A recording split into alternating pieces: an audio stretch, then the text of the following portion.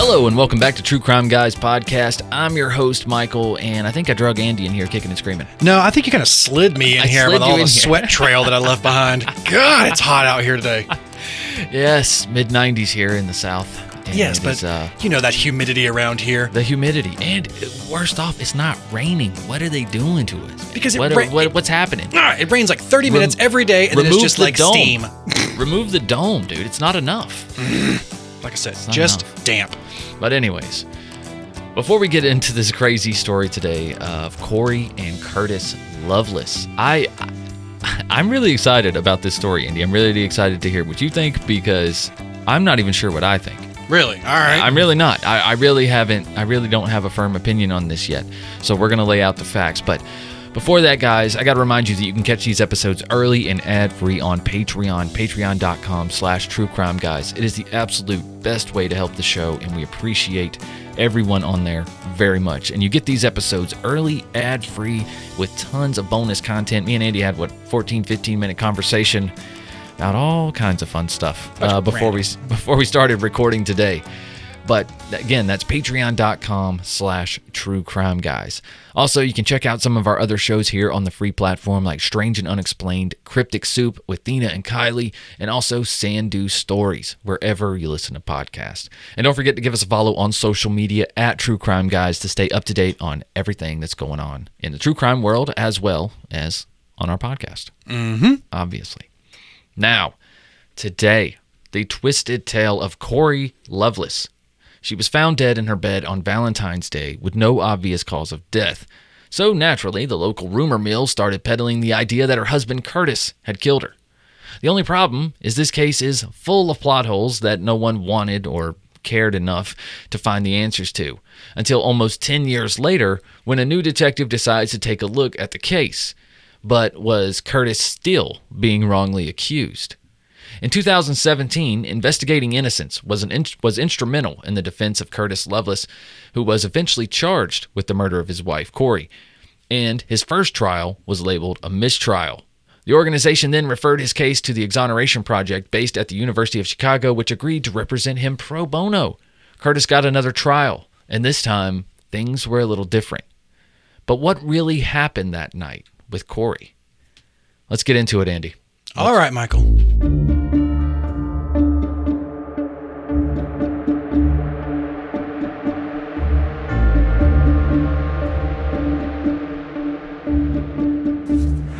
The offensive line, Kurt Lovelace. Curtis Lovelace was a star football player in the mid-90s who married his college sweetheart, Cory Diedrichsen. My mom was a beautiful person.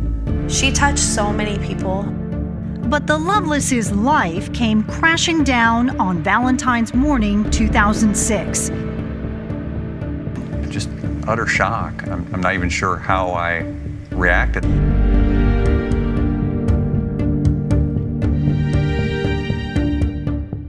And when you saw the pictures, what was your first reaction? Did not appear to me that could have been a natural death.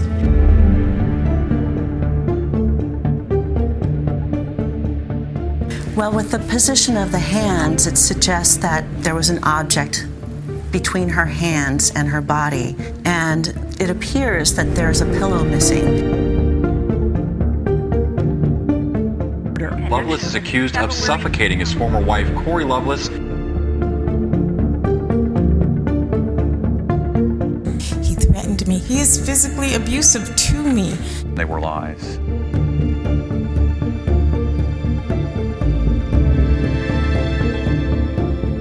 Miss Lovelace died, in my view, of suffocation.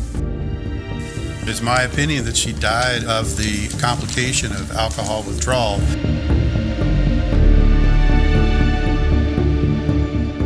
Did you have anything to do with the death of your wife, Cory? I did not. To not only be called a murderer, but to say that I murdered the mother of my children, it's horrible.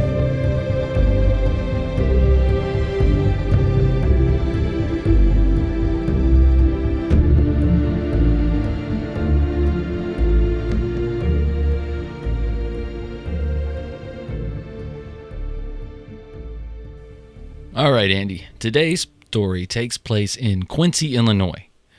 It's a place where everybody knows everybody, Andy. Life is slow, and murder is always unexpected. Hopefully it normally is. Yeah, it usually is. But Quincy has a population of 40,000 people and sits just east of the Mississippi River across from Missouri. Now, the talk of a murder would have the town buzzing around Valentine's Day of 2006. Curtis Lovelace, he played football for the local high school team in the 1980s and was a hometown hero before going on to play for the University of Illinois. Curtis was number 54, and he received a scholarship to play football. Curtis was a business administration major and considered one of the top offensive linemen in the Big Ten. He was a center, Andy. I heard mostly like people were talking about how just much more like smart he was than most people on the football team too. Like he was like the business administration part. He was like way more dedicated to his studies at the time too. Like, right. I don't think he had any illusions that he was going to go to the NFL. I don't know if he wanted to. Yeah, probably not. You know, like you said, and someone who's, you know, can make a living for themselves, especially in business. Yeah, you know, it's better to get out and stop busting your head against other people. Mm-hmm. That's all I'm saying. Curtis was team captain, and he also led his team to a conference championship in his senior year.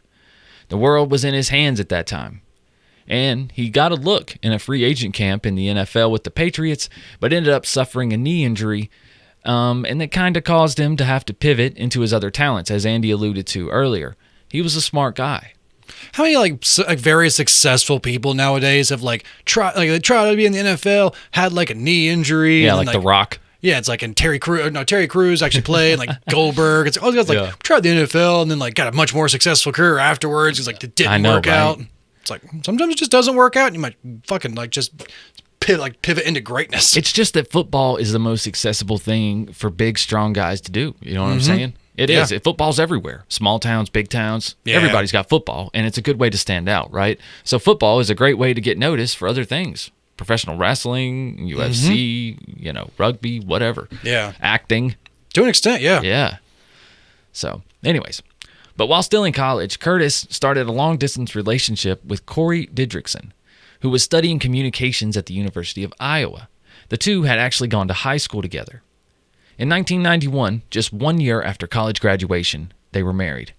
Curtis attended law school and eventually became an assistant state's attorney in Quincy, while Cory became a stay-at-home mom. In 1993, their first child was born, Lindsay, and soon after that, they had another, and another, and another. 3 boys. Boom, in a row. Logan, Lincoln, and Larson. Oh, they're one of those families that has all the kids with the same initial, just that la, like all L's. Every kid taking an L, bro. Mm-hmm. Every kid just taking an L. In 2005, Curtis was starting his own law firm. He was elected president of the school board. He became a captain in the Illinois National Guard and a professor at Quincy University. Man, what an overachiever. Right? Right, dude, save some for the rest of us, am I right? It's a fucking great resume. All right, Jesus. I'll hire him. Where are we going? Meanwhile, Cory was raising all 4 of his kids while remaining super active. Cory was head room mother for a lot of her kids' classes. She was part of the PTA. She went to all the kids' recitals, everything. She was a super mom, all intents and purposes. Well, I mean, Cory, he made enough money. He provided a pretty decent life for him at the time, Curtis too. Did, yeah, Curtis, not Cory. Yeah. Yeah. Things looked perfect on the outside, but sadly, the home life was kind of starting to take a toll. While Curtis was working long hours away from Cory and the kids. It's never a good setup, man. Neighbors around the Lovelace house say in the months leading up to Cory's death, they had heard loud arguments. Most people said both Cory and Curtis were active and heavy drinkers, which, you know, added to their fights. I mean, Curtis has gone on record admitting that. Yeah, he has. Like, he's definitely said he was like, no, we were both alcoholics. And they've asked him, like, were you an alcoholic? He's like, I am an alcoholic. That's why I don't drink anymore. Like, right. He says it in that phrasing. So Exactly. Now, Cory was also suffering from bulimia. That one was not known by a lot of people, though. No, that's it was not. That's one of the ones that Curtis kind of says he was like, that's part of the things that most people did not know. Well, I mean, that's not something you share with people. Yeah, exactly. But I mean, the neighbors still knew that they were kind of fighting. They knew that they were kind of partier or drinkers and stuff. Yeah. But yeah, the bulimia was much more personal and private. Definitely. Now, some wondered if these things caused her death. You know, was it the alcohol poisoning? Was it the alcohol abuse? One person even guessed like alcohol withdrawals, I think. Alcohol withdrawals. Mm-hmm. Yes, that was speculated in this case as well. But on Tuesday morning, Valentine's Day in 2006, the Lovelace house was in full swing. 3 of the kids were getting ready for school, and Cory had been ill all weekend, the whole weekend before. So Curtis agreed to take the kids to school. So they all told their mother goodbye, and he left. And this sorry to keep interrupting, but this No, right you're here, fine. this right here is probably the most like conflicting part of the entire story. No doubt. Just that morning of the This kids is a very saying, important moment. Like kids saying goodbye to mom. Did they tell the the mom morning. bye? Right? It's like some It's of the very kids important. do. One of them. This is like the most. This right here is pretty much the most conflicting part of the entire trial. That's is right. this little tiny segment of out the door and goodbye. That's right. So pay attention, folks. That's what Andy's saying. So when Curtis Lovelace got home around 9 a.m., he went to the bedroom where he found his wife lying in bed on her back with her eyes open, forearms straight up, with her hands over her abdomen. Obviously already gone. His words. Curtis instantly went to Larson, who was only 4 years old. Larson would later tell police on that morning that he couldn't wake mommy up. He was frightened and he was waiting at the top of the stairs for his dad. Curtis said his main concern was to get Larson out of the house. So he took him over to Marty Didrikson's house, which is Cory's mother, who lived just around the corner. And this is what Cory's mother said about the interaction with Curtis. She said, "Sometime after 9, Curtis knocks on the door, and he asks if I would watch Larson. So I take Larson, and he turns and he says, 'Oh, by the way, Cory's dead.'" Prosecutor Parkinson asked, "Then what did Mr. Lovelace do?" She says, "He turned to leave, and I said, 'I want to go.' And he said, 'Everything's been taken care of.' And he left." And a lot of people think right here, this is probably pure, like, even in his defense, like this could be pure shock. It could be. So, it looks bad at first, right? It does. It looks really bad. It does look really bad, but it also looks, even in looks his own cold. words. 'Cause I'm gonna go ahead he's and like, say I it. don't know how I reacted. He's like, I know what I did, but he's like, I don't know how I reacted. Yeah. So it's like, that indicates shock. Like just this pure shock of, oh, she's dead. I have to do something. Like just this, like, Possibly. Or we'll get into it. The prosecutor then asked, did he stay there and explain anything about what he knew? She said no.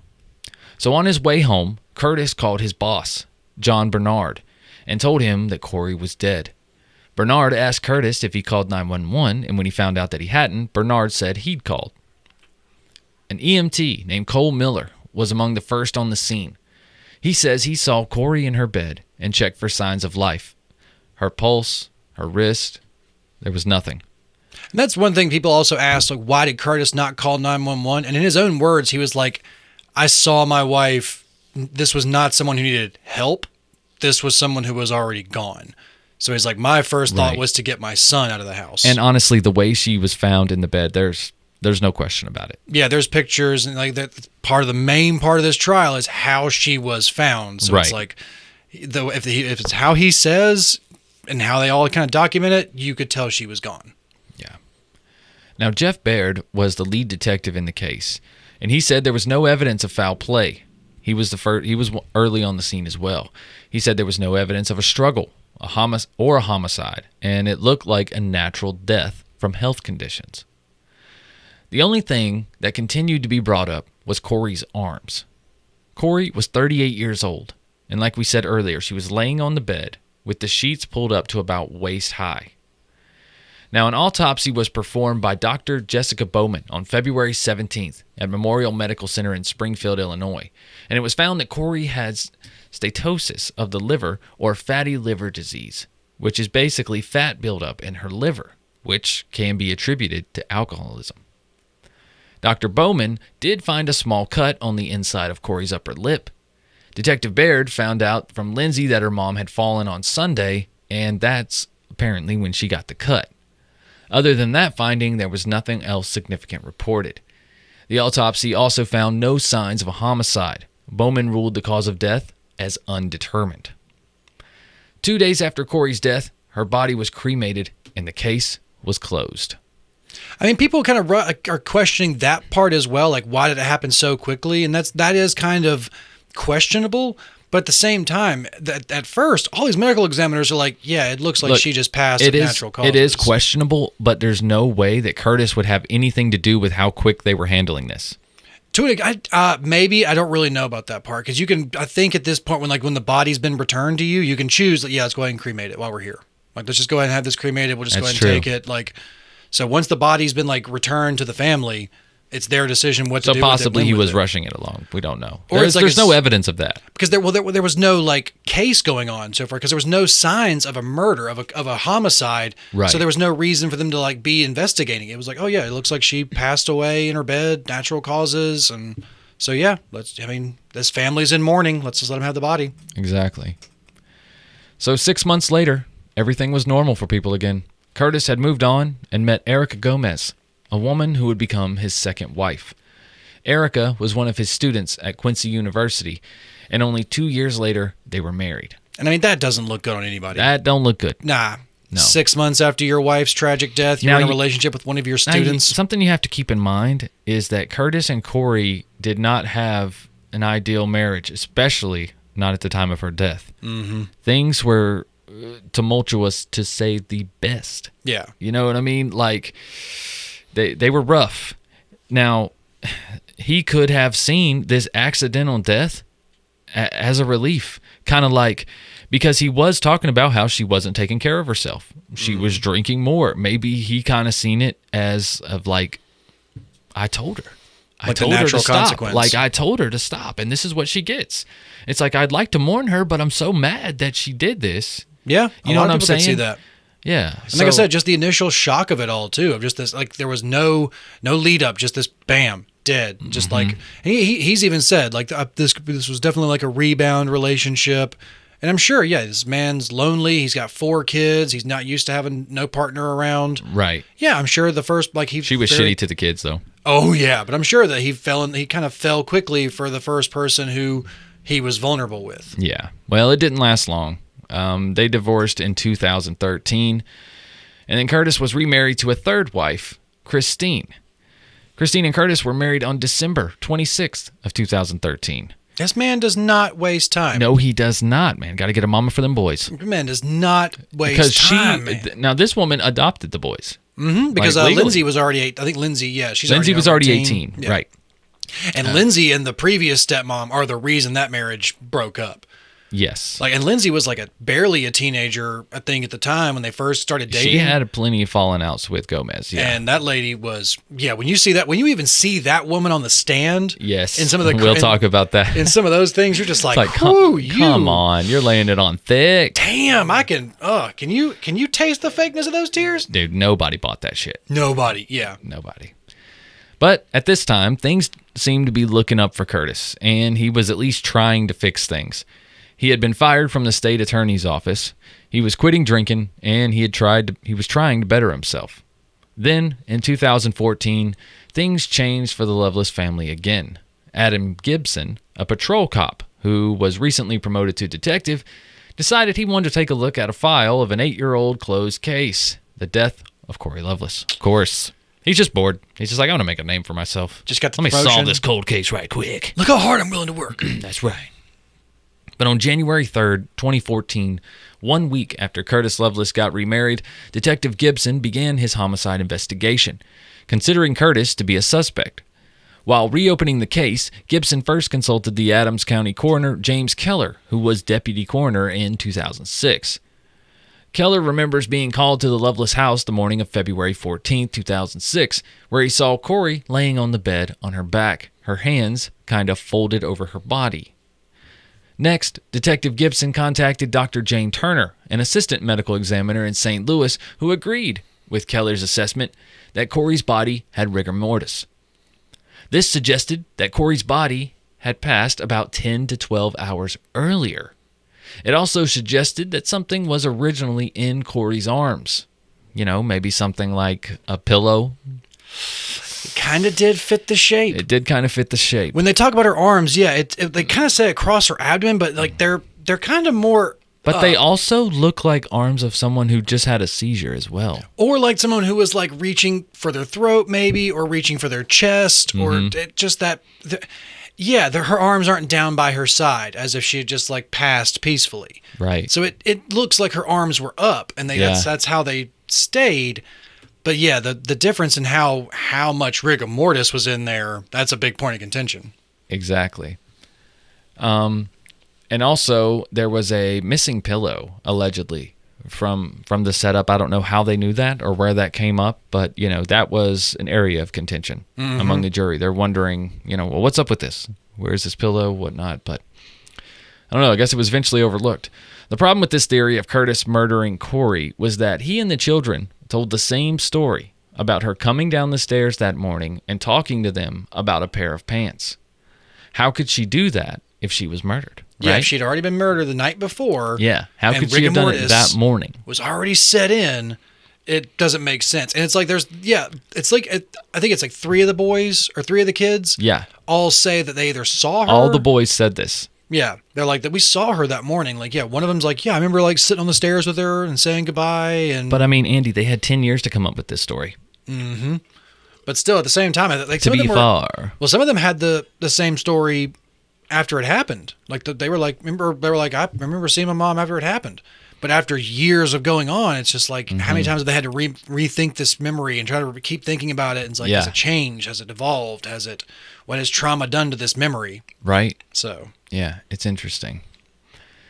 But Detective Gibson turned his investigation to what he assumed to be the truth at this point, which was that Curtis Lovelace murdered his wife. He was pretty much convinced at this. Oh, yeah. Yeah. And this led to an ENT, an arrest, and Curtis Lovelace's first trial, 10 years after his wife's death. Curtis was deemed a wife murderer. He was indicted on August 27, 2014, and then arrested and placed in jail on a $5 million bond. In February of 2016, the first trial was held at Adams County Courthouse. The trial ended with a hung jury because there were disagreements over parts of the case. The prosecution theory was that Curtis smothered his wife the night before. The next morning, when Cory was found, her body was stiff with rigor mortis in the morning, her arms suspended over her chest in a position that suggested they had been wrapped around a pillow before it was removed. Now, the problem with this was the Lovelace children said they vividly remember their mother alive that morning. But how could they have seen her alive if she'd just been murdered the night before, right? That's the question. Like Andy said, that one moment. And it's like even the daughter, like when they interviewed Lindsay, now like even when they interviewed her in her 20s, she says she doesn't remember. She's like, it's just like a black hole. Like, I don't remember that morning. That's crazy. And it's just like, she's like, just like a black hole. That, or at least in the interview that I saw at the time, she's like, it's just, I don't remember. So she's the her one. Being the oldest, she doesn't remember. And yet all of her younger brothers vividly remember. Because she was 12 at the time, I think, when it happened. Like 12 or 13. So I think it was 12, yeah. So, but still, the fact that she's like, her younger brothers say that they remember seeing her, they remember talking to her. And because I think one was a 4-year-old who was like left alone with the mom. Yeah. So.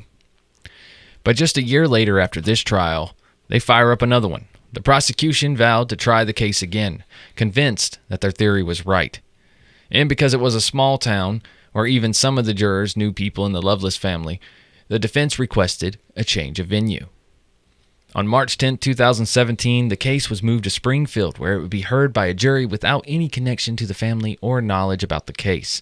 And this time, the jury came to a firm verdict in just 2 hours. Yeah, the notion of like beyond a shadow of a doubt is just like... That's what saved him. Oh, yeah. But yeah, not guilty. They said not guilty. And when you really think about it, beyond the shadow of a doubt, you can't prove. No, you can't. You cannot. The second trial opened with the prosecution talking to the jurors saying, "The way I describe circumstantial evidence is as follows. I like to look at it as pebbles in a mosaic. And you're going to step away from that mosaic, and you know what it's going to say? Murder. Murder." It's like, no, dude, a mosaic is not enough to convict somebody. I need a clear, we're not doing abstract art, bro. We need clear picture. That's kind of like, but it's like judging someone off like a sketch. What are we doing here? Yeah. I need the DNA. Enough. I need the... Prosecutor Ed Parkinson brings in 3 forensic pathologists to prove Detective Gibson's theory that Cory was murdered. All three agreed that it seemed like suffocation looked like the only answer, despite one even saying they didn't see Cory's body. Yeah, one wasn't even in the same town. It's like, how do you get that? You were just consulted via Zoom. What the fuck? After the fact.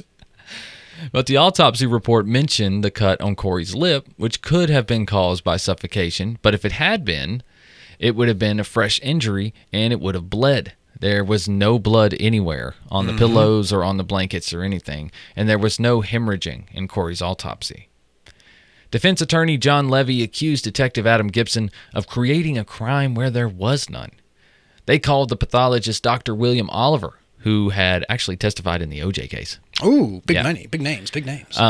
He said he had no doubt, Andy, that Cory died from alcohol withdrawal and acute liver failure. And it kind of makes sense a little bit. They said that she, like, the fact that the family had said that she'd been feeling sick all weekend, that she had been going kind of downhill, like that kind of fits with somebody who's maybe going through some withdrawals and going through some detoxing, and they're really struggling. And if she had been, starving herself and going along with an eating disorder to where she was damaging her body more and more, going off that alcohol could have caused enough shock to her body to really shut something down. Could have sent her into like a seizure. Yeah, I said, some kind of organ could have just started failing with that much damage. It depends on how much damage had been done, but the autopsy didn't show significant damage. They weren't like, oh, this person was holding on by a thread already. Right. So now there were some of the doctors did mention the positioning of Cory's arms could have indicated a seizure. But there's just no way to prove that, because some of the paramedics said that her arms were somewhat pliable, and then later the coroner says that she had rigor mortis. There's conflicting statements. And the coroner only saw the body for like 5 minutes. He's on stands, like, you're only there for like 5 minutes, right? He's like, yeah, why? Look, motherfucker. But the former Cook County medical examiner testified for over 3 hours. And he said that Cory died of natural causes, such as chronic liver disease, due to alcoholism. He's convinced. He's convinced as well. But this was not the only twist in the case. Attorney John Levy accused Detective Gibson of withholding evidence because he deleted his emails that were pertaining to the case, like one email from a pathologist who told Gibson he could never make a good murder case since Cory's death had originally been ruled undetermined. Levy says this is more than reasonable doubt right there. Yeah, the fact that this guy literally had one of his pathologists being like, dude, you have no chance here. He's like, well, delete that one. Next, and just went to go find the next one to agree with them. Yep. So like, don't you think you should have let us know that you had people telling you that this was not a good idea? Exactly.